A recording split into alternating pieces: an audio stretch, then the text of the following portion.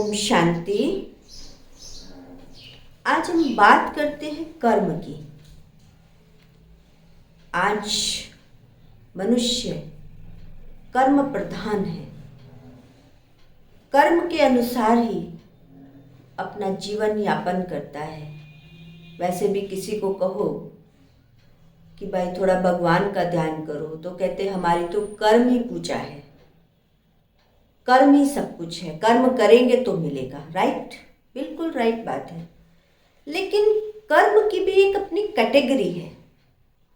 कर्म कौन से सुकर्म है, कौन से पाप कर्म है, कौन से पुण्य कर्म है, हम कौन से कर्म कर रहे हैं।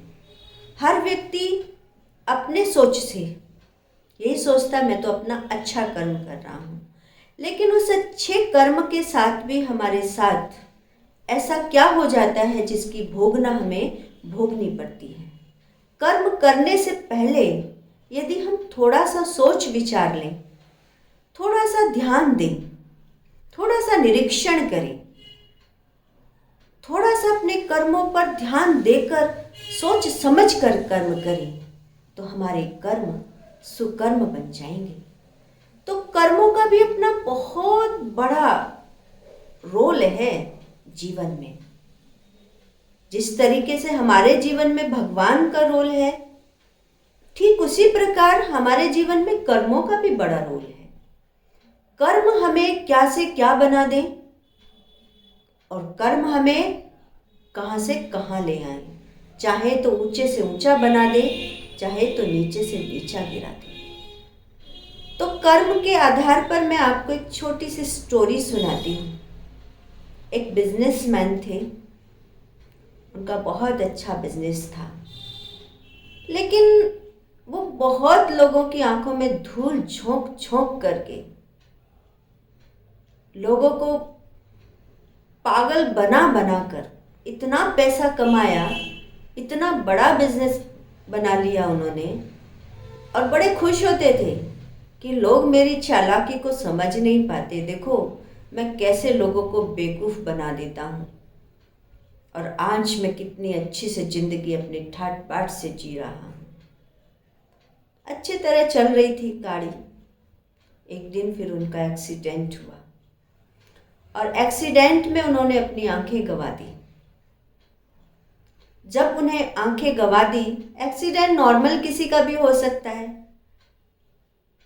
कहीं भी चोट लग सकती है, हाथ पैर कहीं पे भी चोट लगती है। लेकिन एक होता है नॉर्मली एक्सीडेंट होना, एक होता है कर्म का हिसाब किताब चुकतू करने के लिए कोई घटना घटना। तो उन भाई के साथ वही घटना घटी।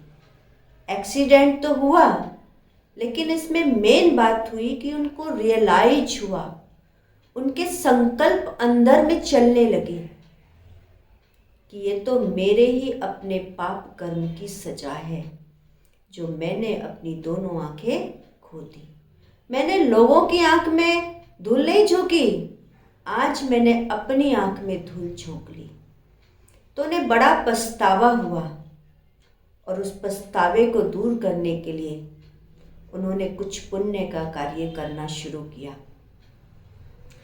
तो वो एक रोज नमकीन वाली बहन के पास जाते थे, नमकीन लेते थे और बच्चों में बांट देते थे। चूँकि वो अंधे थे तो उन्हें लगता था कि वह पैसे गिन के कैसे देंगे, तो पैसे निकाल कर उस बहन को बोलते थे कि बहन जितने पैसे हों आप ले लो उसमें से। जैसे उन्होंने 2 किलो नमकीन ली तो 2 किलो के पैसे वो अपने जेब से निकालते थे और कह देते थे इतने जितने हों तुम ले लो, बाकी मुझे दे दो। तो बहन को भी लगता था भाई तो अंधा है, तो इससे तो मैं अच्छी खासी कमाई कर सकती हूँ। तो बहन 200 की जगह कभी 500 ले लेती, कभी 400 ले लेती। वो भी बहन ऐसे करने लग गई। एक दिन उस बहन ने सोचा कि भाई रोज रोज इतनी नमकीन लेकर जाता है, कभी 2 किलो कभी 5 किलो, क्या इनके घर में इतना खर्चा है, हर रोज ले जाता है और ये भी नहीं पूछता कि कितने की नमकीन है। तो उस बहन के भी संकल्प चले एक दिन उन बहन ने पीछा किया उस भाई का। तो पीछा किया तो देखा कि वो गरीबों में नमकीन बांट रहा था। तो उस बहन को थोड़ी आत्मग्लानि हुई कि अरे ये तो बड़ा पुण्य का काम कर रहा है और मैं इसके साथ चीटिंग कर रही हूँ। खैर कोई बात नहीं, वो वापस आई। अगले दिन जब भाई आए तो बहन से रहा नहीं गया। बहन ने पूछा, भाई आप रोज़ इतनी सारी नमकीन ले जाते हैं, क्या करते हैं? तो उसने कहा, मैं गरीब बच्चों में जाकर बांट देता हूँ। तो उसने कहा, आप तो बड़ा पुण्य का काम कर रहे हैं, आप तो बड़े दानवीर हैं, आपका तो बड़ा सॉफ्ट हार्ट है। उन्होंने कहा, नहीं बहन, मैं अपने पापों का प्रायश्चित कर रहा हूँ, मैं अपने गुनाहों को कम कर रहा हूँ। कि कैसे? तो उन्होंने अपनी कहानी बताई, कैसे मैं चीटिंग किया करता था, कैसे मेरे साथ ये इंसिडेंट हुआ और आज मुझे ये एहसास हुआ कि मैंने कितने गलत कर्म किए हैं जिसकी सज़ा मुझे मिल रही है। तो उस सुनने के बाद बहन को रियलाइज हुआ। तो बहनों भाइयों, आपको इससे समझ आता होगा कि कर्म है जो हमें नीचे गिरा देते हैं, कर्म है जो हमें ऊंचा चढ़ा देते हैं। ठीक इसी प्रकार एक और दृष्टांत मैं आपको देती हूँ। एक कपल थे जो दोनों आपस में प्यार करते थे, शादीशुदा नहीं थे, प्यार करते थे और बहुत प्यार करते थे। दोनों के मन में आया अब शादी की जाए। लड़के की माँ को पैरालिसिस था। लड़के ने कभी लड़की को बताया नहीं था अपने घर की कंडीशन कि मेरी माँ बीमार है। तो जब उनके शादी का समय आया तो उस समय लड़के ने सोचा कि अब तो मैं सही बात और सच बात बता देता हूँ। तो लड़के ने लड़की से कहा कि अब हम शादी करें, लेकिन तुम्हें मेरी माँ की सेवा करनी पड़ेगी क्योंकि मेरी माँ बीमार है, उन्हें पैरालिसिस है। तो लड़की ने जैसे ये बात सुनी उसका माथा ठनक गया। उन्होंने कहा, नहीं, मैं सेवा नहीं कर सकती हूँ। अब बात हुई, आपस में काफ़ी एक दूसरे से आर्गुमेंट हुए, एक दूसरे को समझाया, लेकिन कहानी का अंत ये हुआ कि दोनों ने शादी नहीं की। कोई बात नहीं, लड़की की दूसरी जगह शादी हो गई, लड़के ने अपनी दूसरी शादी कर ली। फिर बहुत समय बाद, लगभग 3-4 साल बाद, लड़के का किसी बाहर शहर में जाना हुआ। उस शहर में फिर उस लड़की से मिलना हुआ। तो वो लड़की अपने छोटे से बच्चे को एक व्हील चेयर पर, जो बच्चों की व्हील चेयर होती है, उस पर लेकर मार्केट आई हुई थी। तो लड़के ने जैसे लड़की को देखा और उसकी निगाह उसके बच्चे पर गई तो उसने कहा, ये क्या? तो लड़की पश्चाताप से रोने लगी, कहने लगी कि मैंने तुम्हारी माँ की सेवा करने के लिए मना किया था, आज मुझे वही सेवा अपने बच्चे की करनी पड़ रही है। सेम माँ जो 2-3 साल में गुजर गई, लेकिन बच्चे की सेवा तो तब तक करनी है जब तक वो जिंदा रहेगी। आप समझ सकते हैं कि कार्मिक अकाउंट से हम भाग नहीं सकते। एक जगह से भागे तो दूसरी जगह मिल गया। इसीलिए अपने कर्मों पर बहुत ध्यान दीजिए। हमसे जाने में अनजाने में ऐसा कोई पाप कर्म न हो जिसकी हमें भोगनी पड़े, और हो भी जाए तो परमात्मा की याद से उन पापों को सरलता से काट सकते हैं। 100% नहीं तो 50% तो कम हो ही जाएंगे।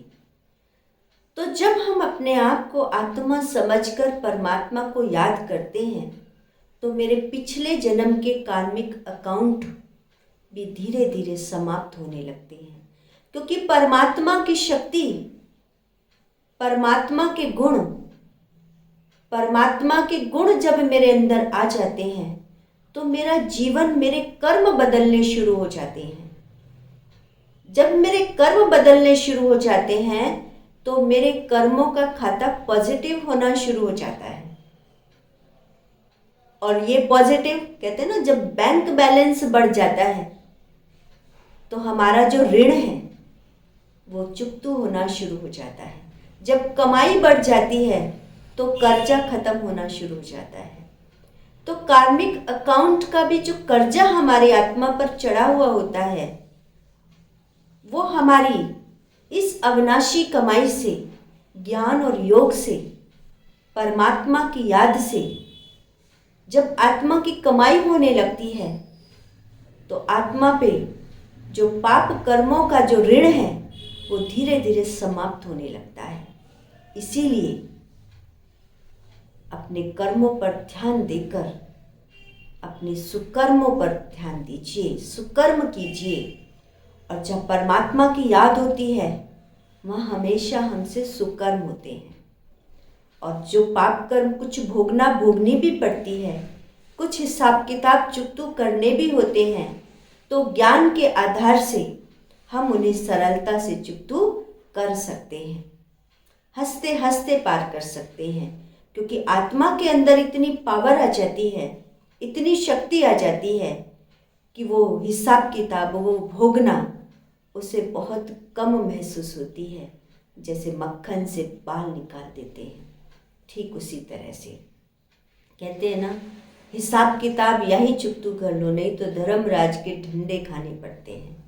तो धर्मराज के डंडे खाने से बचने के लिए कृपया करके यहीं पर अपने उन हिसाब किताबों को पूरा कीजिए, परमात्मा की याद से उन्हें हल्का कीजिए और आगे सुकर्म करते रहिए, पुण्य कर्म करते रहिए, जिससे हमारे पाप कर्मों का बोझ हल्का हो सके, कम हो सके।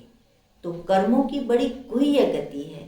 जब हम कर्म करते हैं तब हम इस बारे में नहीं सोचते हैं, लेकिन जब भोगने का समय आता है तब हमें रियलाइज होता है।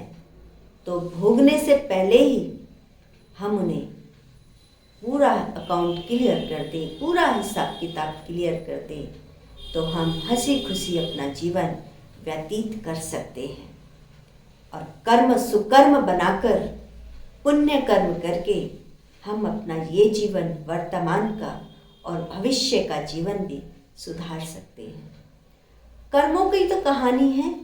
जब हम किसी बेचारे को देखते हैं, किसी अपाहिज को देखते हैं, किसी भिखारी को देखते हैं, तो मुंह से क्या निकलता है? बेचारा। पता नहीं कौन से कर्म किए हैं जिन्हें भोगनी पड़ रही है। इस जन्म का तो पता नहीं, लेकिन पिछले जन्म में क्या करके आए हैं, तभी तो इस जन्म में वो भोग रहे हैं। एक डॉगी, पेट्स मजे से मक्खन ब्रेड खाता है, पेडिग्री भोजन खाता है, एसी में सोता है, गोद में खिलाते हैं, तो उस कुत्ते के ऐसे कौन से कर्म हैं जो उसे इतना अच्छा जन्म मिला? उसके भी कर्म हैं, क्योंकि वो अपने मालिक का बड़ा वफादार रहा, इतना वफादार रहा अपने मालिक की रक्षा की, सच्चे मन से, सच्चे दिल से, पूरी ताकत से। तो उस कर्मों का फल उसे मिला, कुत्ते के रूप में ही मिला, लेकिन बेस्ट मिला। इससे ये भी सिद्ध होता है कि एक मनुष्य योनि में ही जन्म लेता है, एक पशु पक्षी की योनि पशु पक्षी में ही जन्म लेती है। चाहे मनुष्य योनि में साहूकार करोड़पति बन जाए अच्छे कर्मों के आधार से, चाहे रोड़पति बन जाए कर्मों के आधार से। ऐसे पशुओं में चाहे एसी में मस्त सोने वाले कुत्ते बन जाएं, चाहे गलियों में घूमने वाले कुत्ते बन जाएं, है सब कर्मों का लेखा जोखा, लेकिन योनि नहीं बदली है। तो ठीक इसी तरीके से अच्छे कर्म कीजिए, पुण्य कर्म कीजिए, सुकर्म कीजिए, जिससे हम अपना जीवन, अपना भविष्य सुधार कर एक अच्छी जिंदगी जी सके। इन्हीं शुभकामनाओं के साथ ओम शांति।